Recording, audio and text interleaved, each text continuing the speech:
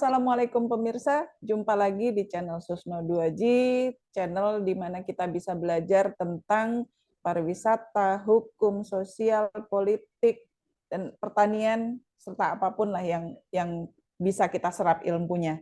Jangan lupa ya untuk subscribe, like, dan share video ini supaya channel ini tentunya dapat berkembang lebih baik lagi.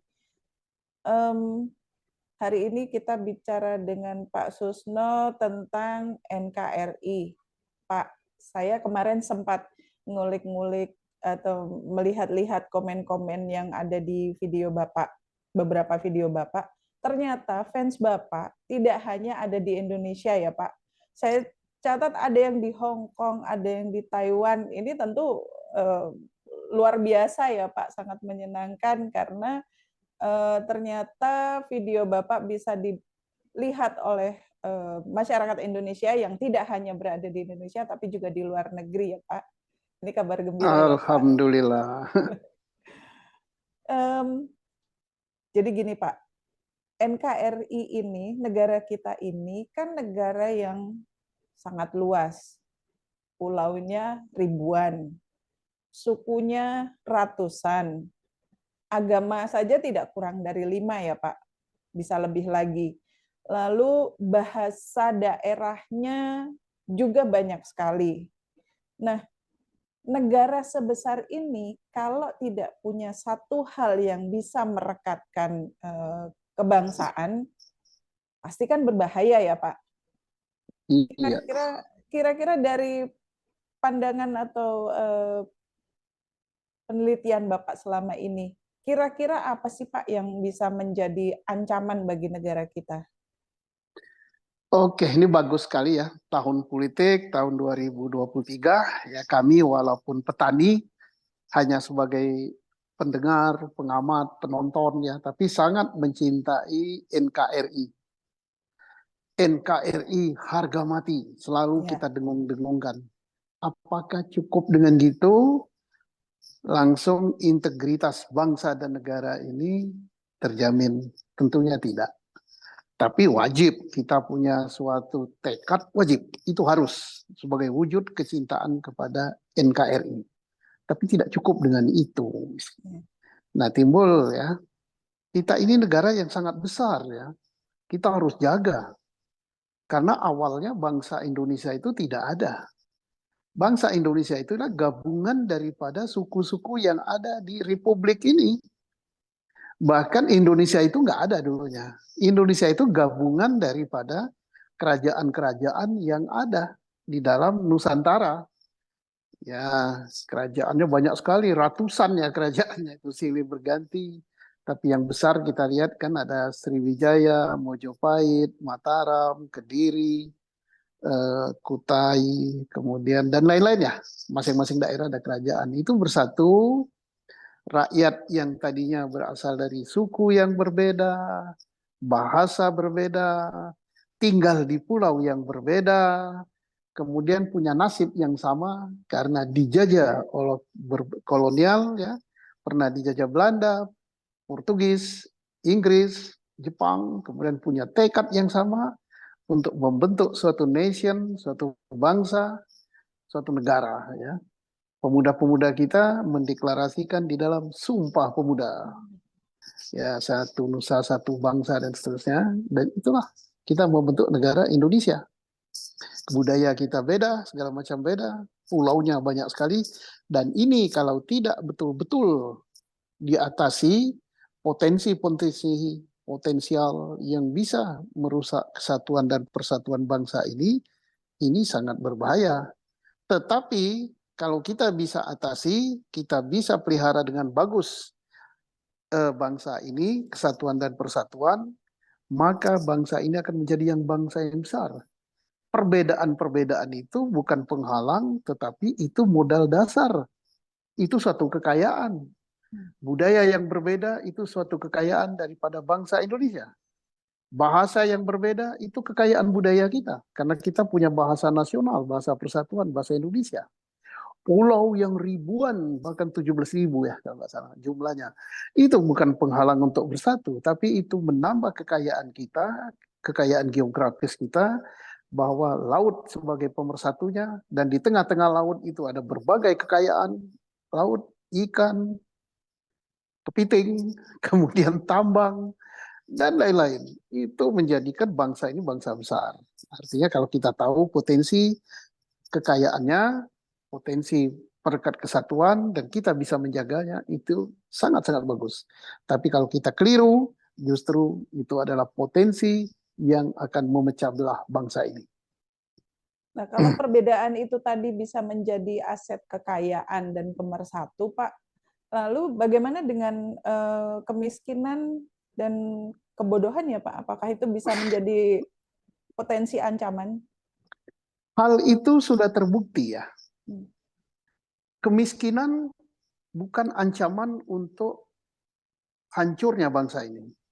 Pada waktu kita berjuang mengusir penjajah, kita dalam keadaan miskin, makan saja susah, kemudian sandang boleh dikatakan susah, bahkan ada yang karung aja dijahit untuk dijadikan penutup badan ya. Baju hanya satu, itu pun sobek-sobek ditambal, boro-boro sepatu, sandal aja nggak punya. Paling ada trompa gitu kan. Mau hari ini makan tidak 3 kali, mungkin cuma 2 kali, mungkin sekali atau 2 hari sekali makan, itu nggak masalah.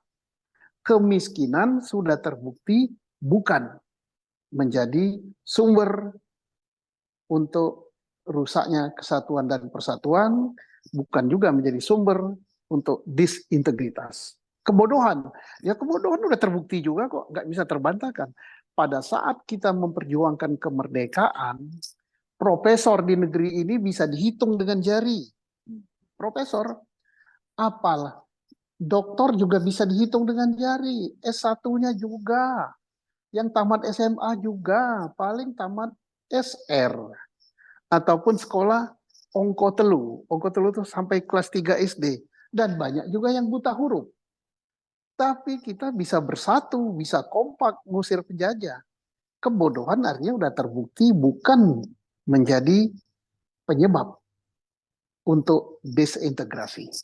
Kalau Tidak. gitu apa dong, Pak? Yang harus diingat, dan di mana-mana di negara ini, sumber disintegritas, sumber perpecahan suatu negara itu, ingat, catat oleh kaum muda, adalah ketidakadilan. Manakala terjadi ketidakadilan, walaupun pintar, walaupun hidupnya sejahtera, duitnya banyak, maka insya Allah bangsa tersebut berantakan. Kurang apa Uni Soviet? Kurang apa Yugoslavia, Cekoslovakia, negara-negara Balkan? Pecah mereka. Ya karena apa? Ketidakadilan. Jadi hati-hati dengan ketidakadilan.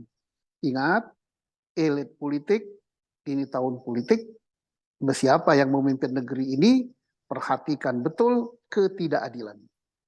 Kemudian ingat, tokoh-tokoh partai yang mau mencalonkan sebagai kepala daerah atau mencalonkan sebagai anggota legislatif, perhatikan masalah keadilan. Kalau ketidakadilan ini jomplang, terlihat kasat mata, terasa oleh siapapun, maka negeri itu akan hancur. Dan contoh sudah banyak negara-negara yang dulu berjaya gitu di zaman purba atau di zaman bahla, hancur negara Yunani, hancur negara Roma, empire semua itu kan, hancurnya negara Mongol, hancurnya negara China, pernah jaya dulu. Kemudian mungkin Mesir ya, saya tidak tahu. Itu karena penyebabnya apa? Ketidakadilan. Demikian juga kerajaan-kerajaan di Indonesia. Ya. Dulu betapa besar Mojopahit, Sriwijaya, itu karena ketidakadilan itu runtuhnya. Kalau boleh spesifik Pak, ketidakadilan dalam hal apa nih? Apakah ekonomi atau pendidikan atau ada hal lain? Ketidakadilan itu lebih disebabkan kepada ketidakadilan hukum, tidak tegaknya hukum. Karena semua itu diatur dengan hukum. Misalnya, ketidakadilan di dalam pembagian sumber daya alam. Indonesia, semua sumber daya alam itu dikumpulkan hasilnya di pusat, di pemerintah pusat. Ya. Kemudian misalnya dari pajak minyak, pajak batu bara, pajak perkebunan, pajak ekspor, pajak impor, biaya impor, kemudian pajak-pajak lain yang sifatnya pajak yang diatur dalam Undang-Undang Perpajakan dan Undang-Undang Bea Cukai dan PNBP, restribusi dan sebagainya, itu dikumpulkan oleh pemerintah pusat. Kemudian dengan undang-undang, ditetapkan dengan undang-undang, disalurkan ke daerah. Ada aturan pembagiannya. Sekian persen pusat, sekian persen provinsi, sekian persen adalah kabupaten kota penghasil, sekian persen kabupaten kota yang bukan penghasil. Manakala pembagian itu tidak adil, menyalahi aturan yang disepakati, tertutup, tidak terbuka kepada daerah penghasil, apalagi ada daerah penghasil dibohongi, maka itu sumber daripada perpecahan. Bisa terjadi pemberontakan lah, hati-hati. Kemudian ketidakadilan berikutnya adalah ketidakadilan di bidang hukum yang lain. Misalnya apa? Dalam pembangunan. Karena pembangunan, dana yang dikuasai oleh pemerintah pusat digunakan oleh pemerintah pusat untuk bangun sebagai proyek pemerintah pusat. Pemerintah pusat itu punya proyek di daerah, misalnya jalan tol, kereta api, pabrik, bendungan, gitu kan. Itu ada di daerah. Karena wilayah pemerintah pusat itu ada di daerah. Nah, manakala di dalam ini tidak adil, gitu, ada daerah yang tersisihkan, ada ketidakadilan.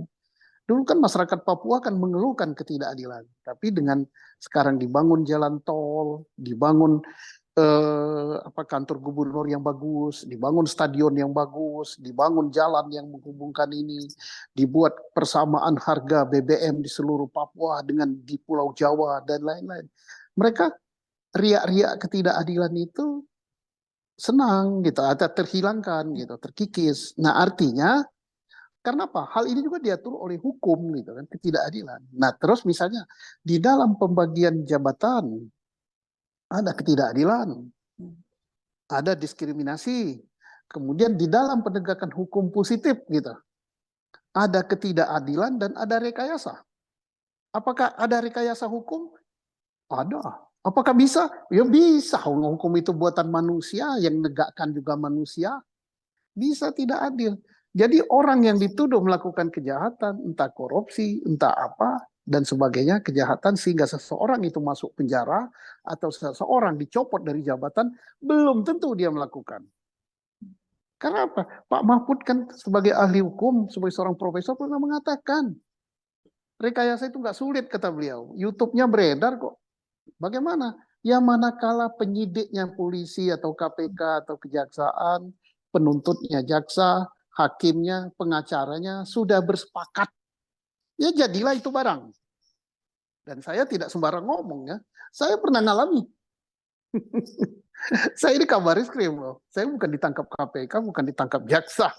Saya ya udah, kalau saya ungkit gak enak lah ya, tidak apik lah gitu, itu masa lalu ya. Tapi rakyat Indonesia tahu semua apa yang terjadi pada saya. Yaitu ketidakadilan. Kalau banyak orang yang diperlakukan ketidakadilan dengan penerapan hukum yang berbeda, tajam ke bawah, tumpul ke atas, ke samping juga berkawan hukumnya. Untuk menghukum seseorang itu gak sulit. Saya ini mantan Kabariskrem loh, mantan penyidik, ngerti loh caranya. Saya ini juga pernah ikut dalam tim nyusun undang-undang, tahu caranya. Undang-undang KPK itu saya tim penyusun di situ. Undang-undang money laundering saya tim penyusun juga. Banyak undang-undang yang saya ikut sebagai tim. Nggak sulit. Jadi dari segi hukum itu bisa juga tidak adil. Nah, manakala ketidakadilan itu terjadi, ya bisa. Orang sakit hati. Kemudian terjadi reaksi, terjadi protes nggak ditanggapi, ya terjadilah yang lebih bahaya. Jadi sangat berbahaya manakala terjadi ketidakadilan. Itu yang bahaya sekali. Itulah bibit daripada disintegrasi bangsa. Padahal keadilan sosial itu ada di Pancasila ya Pak, dan sila kelima itu. Iya, itu ada, tetapi kan dalam penerapannya kan diatur oleh hukum ya. Betul. Pembagian kekayaan diatur oleh hukum, pembagian anggaran diatur hukum, proyek atau pembangunan diatur oleh hukum, kemudian hukum positif terhadap pelanggaran pidana, korupsi dan sebagainya itu hukum yang ngatur, pembagian tanah diatur oleh undang-undang pertanahan dan lain-lain hukum semua. Jadi penegakan hukum itu harus benar. Manakala penegakan hukum penuh rekayasa, rakyat jadi korban, kelompok tertentu, segelintir orang sebagai penikmat, itulah sumber daripada hancurnya suatu bangsa. Bagaimana dengan integritas pejabat atau aparat negara, Pak? Mengingat beberapa kasus besar belakangan ini kan melibatkan pejabat negara ya. Nah, itulah aparat penegak hukum harus integritasnya tinggi aparat penegak hukum.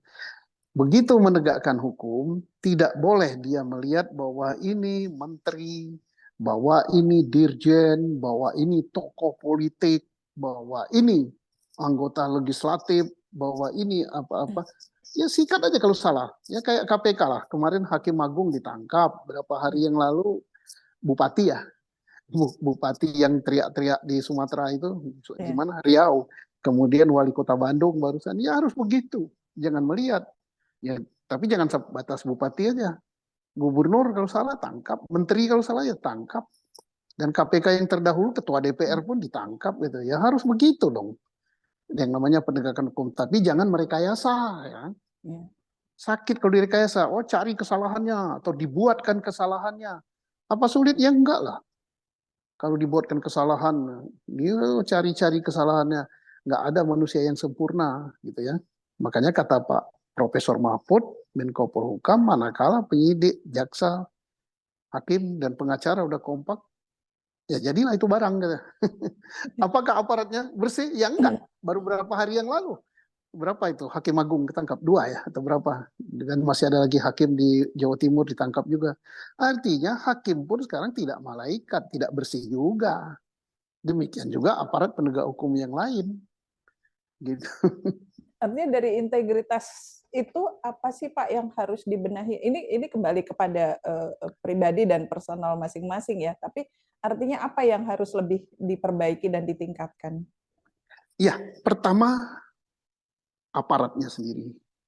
Aparat penegak hukum ya sebagai penyidik, baik penyidik Polri, penyidik KPK, penyidik kejaksaan, penyidik PPNS harus betul-betul punya integritas di dalam menegakkan hukum.